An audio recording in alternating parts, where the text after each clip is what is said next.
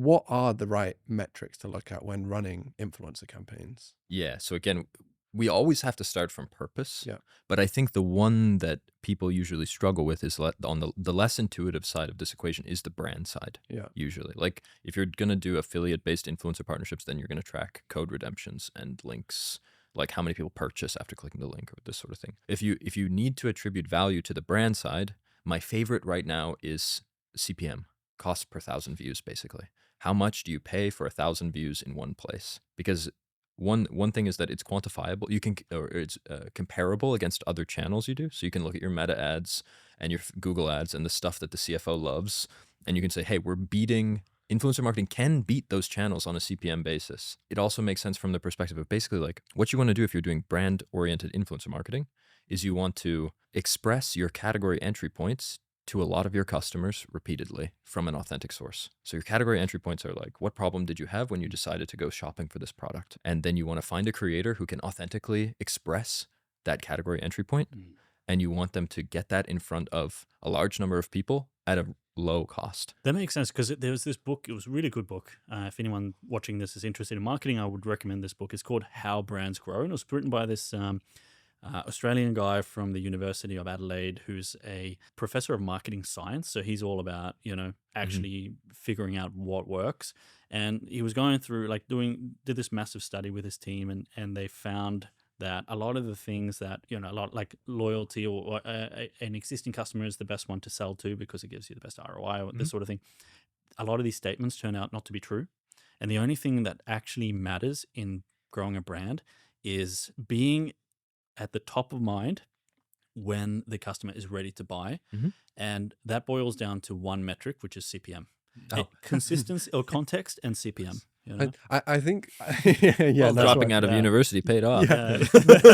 I think it's also just a challenge with marketers in general anyway, though. It's like often CEOs, founders are pushing, hey, all of your campaigns need to be focused on revenue, right? Which makes sense. Like ultimately that's what we're trying to generate. And so many founders are looking at the metrics that lead in their eyes to revenue. So it's like, okay, did someone click this ad or this promotion and purchase the product? It's like, that's very easy to track. But what's not easy to track, and we see this, I have zero experience in the like B2C space, creator economy space. But when I come at this from a B2B like SaaS angle, for example, when we're running Google ads, right? If someone searches for a very, like if I'm looking for an influencer marketing software, I search for that, I click the ad.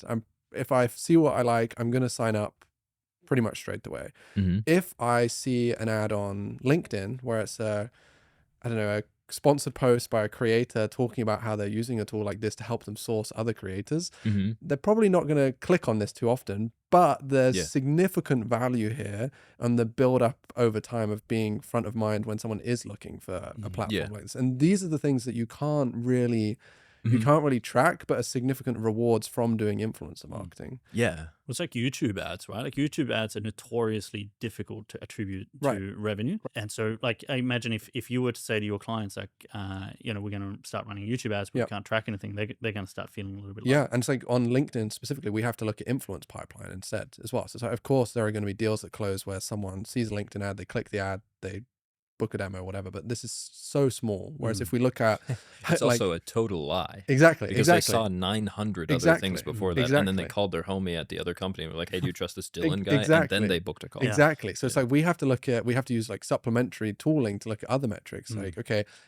we can say if someone has seen ads from us on this channel 9 to 10 times or more, and then they visited the website at some point, we can say that LinkedIn ads have influenced that deal, right? But we're not saying it's the reason for that deal being won. And I think that's the hard side of any brand marketing or influencer marketing. It's like there is always going to be that downstream positive effect that isn't really trackable for marketers, right? And this is I'm not an influencer marketing manager or something, but this must be one of their biggest challenges. Like reporting on this, right? And I think my current theory is that it all is downstream from this purpose question, that nobody knows what they're actually trying to do, even the CEOs. Because if you think about what you said, like the CEOs want something that drives sales. Right. It's like, yeah, okay, cool. Everybody wants something that drives sales. but what is the intention of, like, what kind of company are you trying to build? Mm. Because if you're willing to discount all of your products in the short term and not think about brand ever or customer experience, even, you don't have to have customer support. You don't have to do any of that stuff. You can just like find like the arbitrage on LinkedIn and spam an ad with, put $1 million in it. And in the next, you might be able to make a couple $1,000,000 or whatever. But if you want to build something that's going to do hundreds of millions in revenue and end up in Walmart and like change the world in some small way, then you might have to think about some of these other things. So you have to start from the intention of what the business even is, like, what is the vision for the company? If the vision is short-term cash flow, do whatever. Yeah, go crazy. But 95% of the market isn't buying right now. And so when they think about that problem, you want them to think of you. And I think sometimes it's like, it feels extremely complicated, but it's not that complicated. It's like, okay, if you sat down with pretty much any CEO and you said, hey, do you think that if every single one of your potential customers knew that you could solve their problem and heard about it from someone they trust, that it would be good for long-term cash flow? It's like, Yeah, I think so. I don't know. Can we attribute it? It's like, But that's the problem. It's like so many people, even CEOs, do want to be able to attribute everything. And I think that's like I think they need to ask themselves why. yeah. Like, what are you trying? Who cares? Like, whether you attribute the dollar or not, it exists. Yeah. So like at Modash, for example, I know that it costs us 30 cents to buy $1. I have no idea whether it's LinkedIn posts that are doing it, or our partnerships with LinkedIn creators, Yeah. or if it's the newsletter that our customers really, really love, or if it's because our sales guys treat people really well and then they tell their friends. I know that all of those things happen sometimes, Yeah. but I can't tell you which one of them gives us such an insane CAC. That for us sat here makes so much sense to have that attitude. I cannot tell you how shocking it is to me how many founders or even marketing leads don't think that way though. And Yeah. they're like, in their eyes, they're needing to attribute everything. Like even in the SaaS space, it's like I speak with hundreds of SaaS founders every year, and maybe 1 in every 5 or 10 is like, I don't need to know where everything is coming from as long as I can see that there's some kind of returns, right? I think it's, and those people aren't insane. There's nothing like fundamentally wrong with that idea. I think that they sometimes mistake what they're supposed to do to solve that problem. Right. That's why I love the CPM metric right now, because it's like, if you're the marketing lead, you can think about like, okay, what is influencer marketing? Well, it's like this thing where we partner with people that our customers trust, and we have them tell a story about how they authentically had this problem, and then we solved it for them. So Loop earplugs is a Modash customer most people are familiar with. And if you go to their website, you can see their category entry points. It's like how their whole website is structured. It's like Coachella Festival. Oh, you go to festivals, the music is really loud. Maybe you want some earplugs. Parent holding baby. Yeah, that got me. Yeah. The parent one got Exactly. me, dude. It did. So I bought earplugs because of that ad from Loop. exactly, yeah. So I then also bought earplugs Yeah. from Loop. Shout out to the marketing team at Loop. there, Marit, shout out to Marit. The parent angle Use got me. discount code Yeah. Logan and Dylan. Yeah, and so if the influencer marketing lead kind of thinks about what that is, recognizes their role as a lead, that's one problem we see in this space generally too, is people don't know that they're a lead. They think they're an individual contributor still.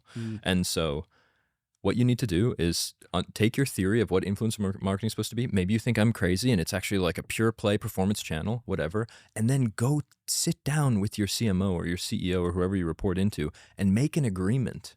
Do we agree that this is what we value, that we want to get these stories in front of our customers at a reasonable cost? And then if yes, can we measure the effectiveness of that on the basis of CPM?